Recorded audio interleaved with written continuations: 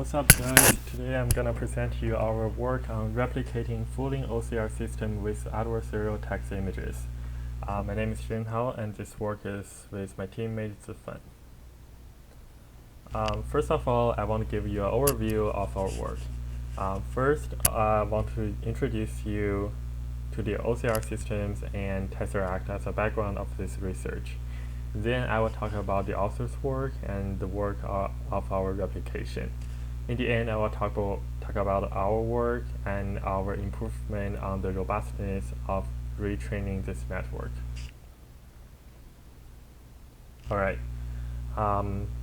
First, I want to talk a little bit about Tesseract and OCR. OCR stands for Optical Character Recognition Systems, which basically detects text from images, if you say so. So right now, the state-of-the-art approach is called Tesseract, which are originally developed by some kind of lab from 1985 to 1994, and then it was improved and moved to Windows in 1996. After that, someone C++ized it in 1998, and I think since then it was used by HP on its scanners and printers. In 2005, HP open sourced it, and it was taken over by Google since 2006. Nowadays, the latest version of Tesseract is Tesseract 4.0, which is a totally different stuff from what it originally was. Of course, nowadays the state-of-the-art approach uses a deep neural network. The entire system of Tesseract was kind of huge. It started by taking some text image and do line segmentation and also do scaling, normalization. But our work doesn't focus on that, and the paper doesn't focus on that. Our focus is just on this deep neural network and how it generates the digital text. So here is a setup of the deep neural network. First, it takes a convolution layer, which is known for good for image classifications and sort of things like that. And after that, it attaches LSTM layer, which stands for long short-term memories.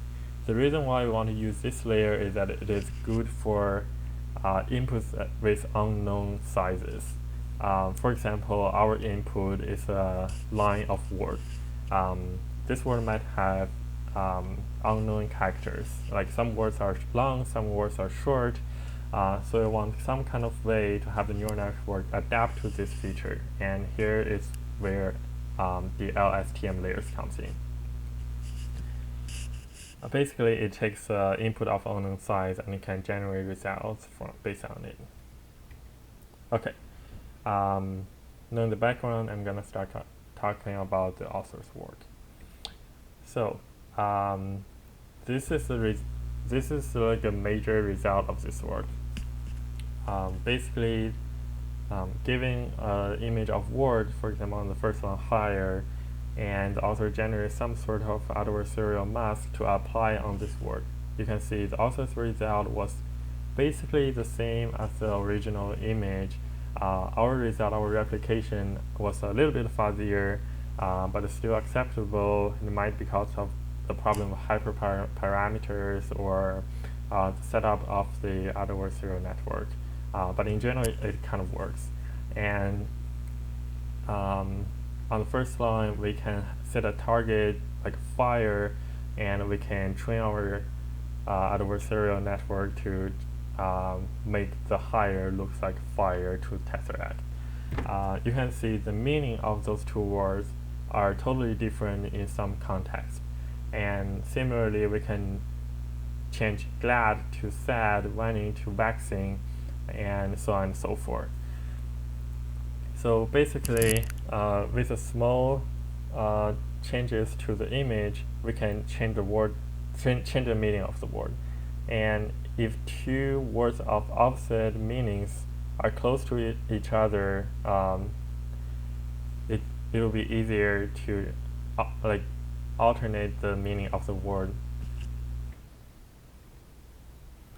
So knowing what this network does, I'm gonna talk about how do we implement it. So the major difference between this work and other work is the use of this loss, which is CTC loss. Connection is temporal classification. What this loss do is, say you got an image of word and you put it into a neural network. The neural network sort of run sliding window on this word. For each sliding window it captures, it will produce the probability of what character it is. The problem is we don't know the alignment of those characters.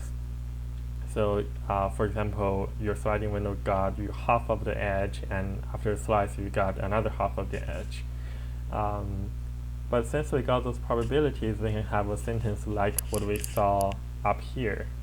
Like, if our ground truth is hello, we might have 2h, 1e, 2 epsilon, which means probably nothing, or not knowing what the character is, 3 L's and epsilon, and so on and so forth.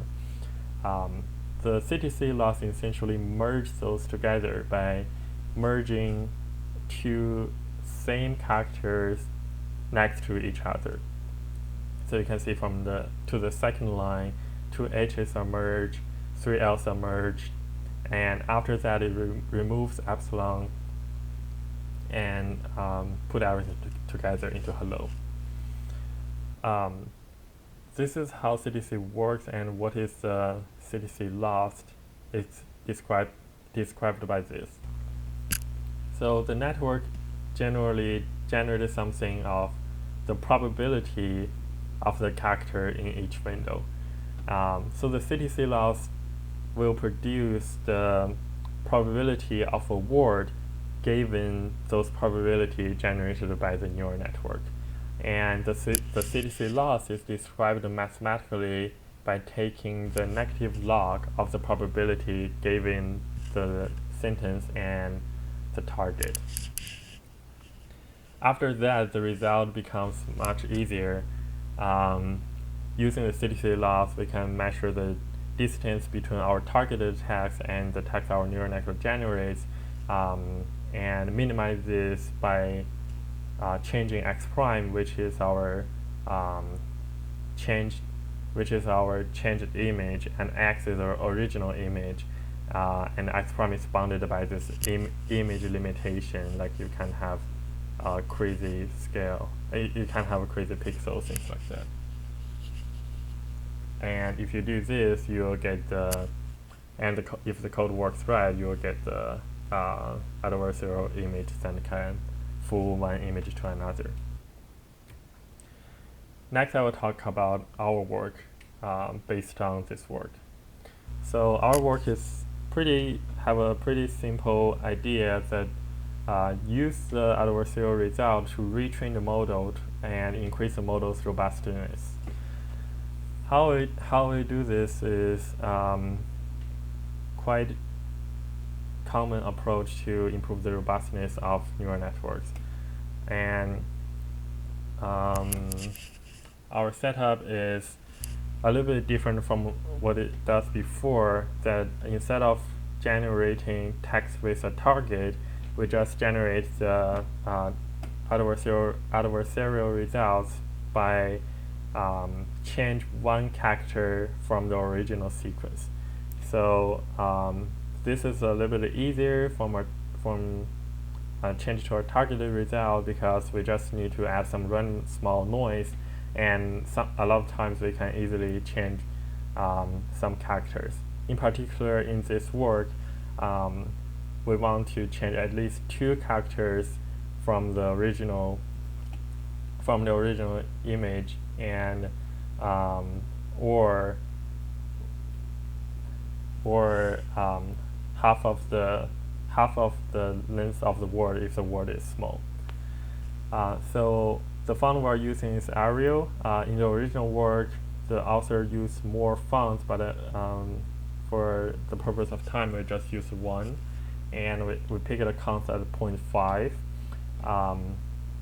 If the constant is 0.1, it means that it's hard to get adversarial examples, and when the constant is 1, it's easier to get the result, but the result is more likely to be seen by human. Like, the larger the constant is, the easier the attack is, and the easier people are able to see it.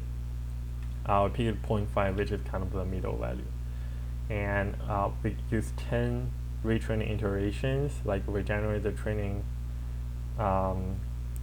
adversarial image for 10 times, and each time feed it back to the original network.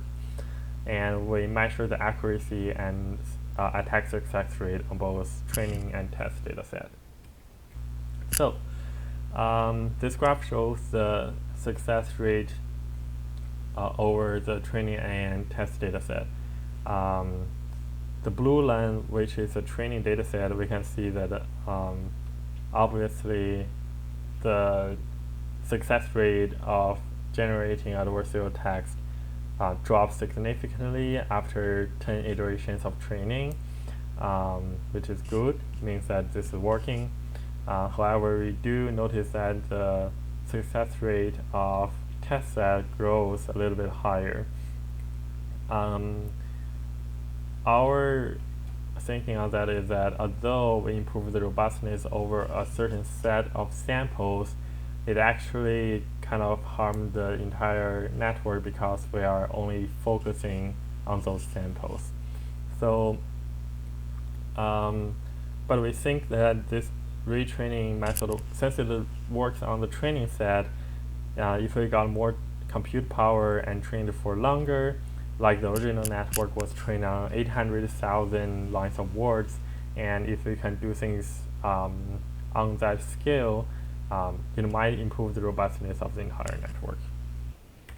Then we'll talk about the accuracy of training and tests all improved over iterations. One of the reasons we think is that since the adversarial example essentially looks almost the same as the real example, it will be more and more accurate since it's basically looking at the same thing. However, one thing we did not predict is the test accuracy. We think that this might caused by, since both train and test data set are generated by the same script, although they are different words, they might have similar like features in the pictures that the network could not have before.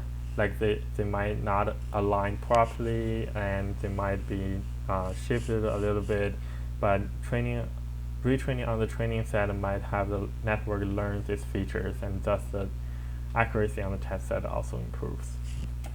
That's it. Thank you.